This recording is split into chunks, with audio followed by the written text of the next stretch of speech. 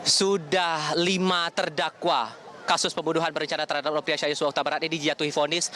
4 terdakwa diberatkan vonisnya ketimbang tuntutan jaksa, sementara hanya 1 terdakwa yang posisinya diringankan vonisnya ketimbang dari tuntutan jaksa. Lalu apa komentar keluarga soal ini? Saya sudah bersama dengan ayah almarhum Yosua, Pak Samuel Huta Barat.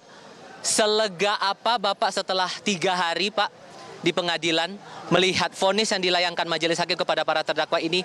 4 orang diberatkan dan hanya Eliezer yang diringankan. Selega apa Bapak hari ini? Ya, kita sudah mendapat suatu keadilan ya melalui Pengadilan Negeri Jakarta Selatan, yaitu melalui vonis-vonis majelis hakim selaku perpanjangan tangan Tuhan di dunia ini untuk memberikan keadilan kepada kita. Dalam hal ini 4 orang memang sangat berbeda hukumannya dengan Eliezer.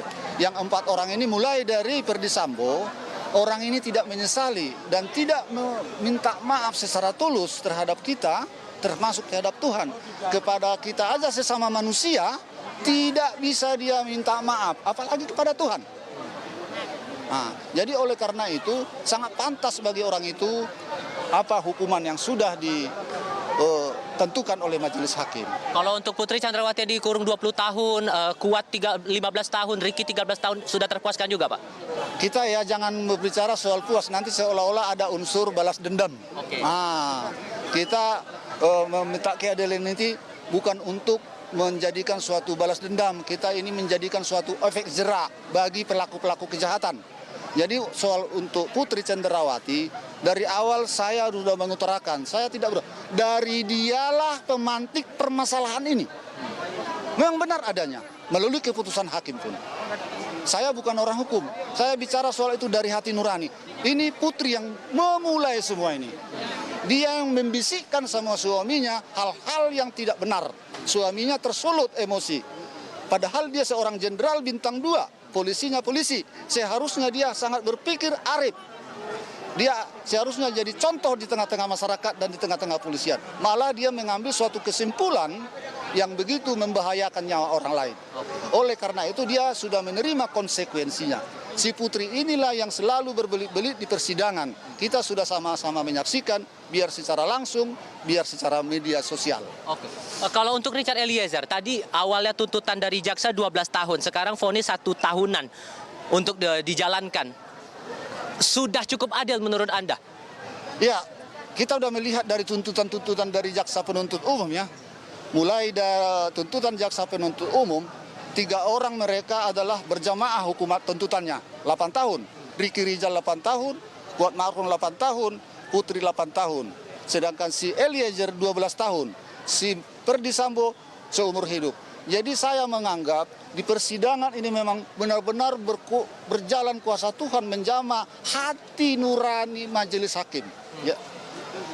Untuk menjatuhkan hukuman bagi mereka sesuai menurut saya sesuai dengan perbuatan mereka.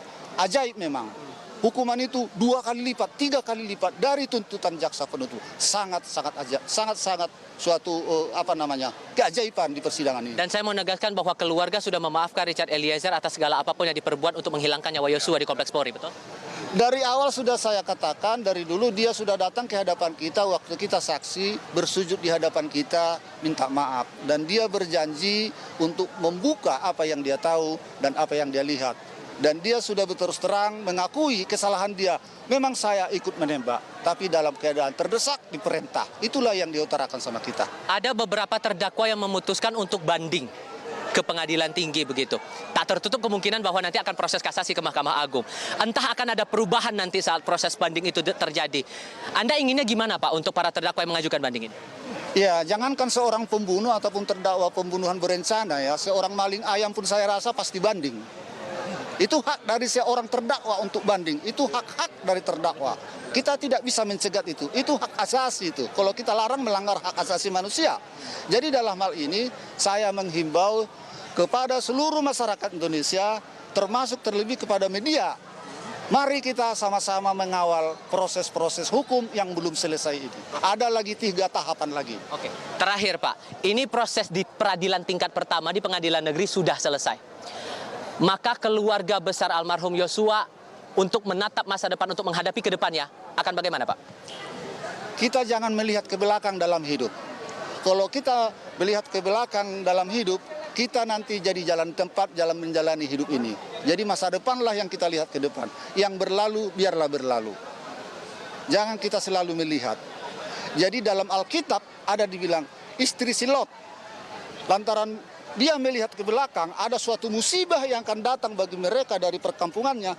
Dia selalu melihat ke belakang, tinggal hartaku, tinggal rumahku. Akhirnya dia jadi batu. Artinya di situ kita melihat ke depan, jangan kita melihat ke belakang. Jadi nanti kita hidup hanya di hayalan. Baik. Artinya menerima semua proses yang ada di pengadilan negeri selama 3 hari belakang ini ya? Harus. Soalnya yang kita yakini dalam hidup ini, di atas bumi ini, termasuk di Indonesia, hakim itu adalah perpanjangan tangan Tuhan untuk memberikan suatu keadilan bagi kita umat manusia. Pak Samuel, terima kasih banyak untuk waktunya sudah berbicara bersama Kompas TV kali ini. Saya selalu untuk Anda ya Pak ya. Gambarannya kira-kira begitu, Reza, soal respon dari keluarga almarhum Yosua. Peradilan tahap pertama sudah selesai, ada beberapa yang mengajukan banding, ada juga yang memilih pikir-pikir. Saya masih butuh konfirmasi dari tim kuasa hukum Richard Eliezer, apakah akan ada langkah hukum berikutnya atau tidak. Gambarannya demikian, Reza. Oke, Tifal, sampai dengan siang hari ini pukul 13:19 waktu Indonesia Barat, suasana riuh masih terasa di Pengadilan Negeri Jakarta Selatan. Seperti apa kondisinya di sana hingga siang hari ini? Masih ramai dengan para pendukung Eliezer, mereka-mereka yang bersimpati kepada keluarga Yosua. Pak Samuel, terima kasih ya. Mereka masih berkumpul di sini dengan pengamanan yang juga masih tetap dikawal oleh pihak pengamanan internal kepolisian dan juga dari internal Pengadilan Negeri Jakarta Selatan. Masih ada yang berkumpul di sini. Tempat tadi ada keriuhan di dalam ruang sidang utama, tapi itu sudah ditangani lebih lanjut oleh tim pengamanan internal bersama dengan pejabat humas dari Pengadilan Negeri Jakarta Selatan. Setidaknya gambarannya sekarang kondisi terbilang lebih kondusif ketimbang saat pembacaan vonis tadi di ruang sidang utama. Karena bisa dipahami juga bahwa ada atensi cukup besar dari publik dengan Richard Eliezer yang berstatus sebagai penguak fakta, justice kolaborator dalam kasus pembunuhan berencana terhadap Nofriansah Yosua Huta Barat ini. Ada titik terang, ada upaya mengabulkan setiap permohonan yang disampaikan oleh tim penasihat hukum Richard Eliezer yang awalnya disampaikan kepada LPSK mengabulkan status justice kolaborator dengan harapan status JC itu bisa meringankan posisi pidana bagi Richard Eliezer dalam kasus ini. Awalnya dituntut 12 tahun kurungan penjara oleh jaksa penuntut umum. Keriuhan itu tidak bisa dielakkan. Bahkan saat sidang tuntutan beberapa waktu lalu, kalau kita ingat, teriakan sempat dilontarkan oleh tim ataupun juga dari pendukung Richard Eliezer menyatakan penolakan atas tuntutan 12 tahun kurungan dari jaksa penuntut umum, dianggap tidak adil dengan statusnya sebagai penguak skenario dan menyampaikan apa yang sebenarnya terjadi di Kompleks Polri Duren 3 waktu itu. Dan sekarang terkabul, mereka juga mengapresiasi kepada majelis hakim yang sudah menjatuhkan vonis 1,5 tahun kepada Richard Eliezer. Inilah yang membuat riuh. Ini pun yang menaruh atensi saya dan teman-teman pewarta lainnya yang berada di ruang sidang utama, di sekitaran ruang sidang utama. Sempat ada dorong-dorongan tapi kemudian berangsur kondusif. Semuanya tetap tertib, walaupun masih terlihat di halaman parkir pengadilan ini masih banyak pendukung yang menyampaikan ucapan terima kasih dan juga apresiasinya kepada pihak pengadilan maupun juga keteguhan dari keluarga Yosua yang sudah menunggu keadilan yang mereka nanti dalam proses sidang atas kasus pembunuhan anaknya ini. Reza.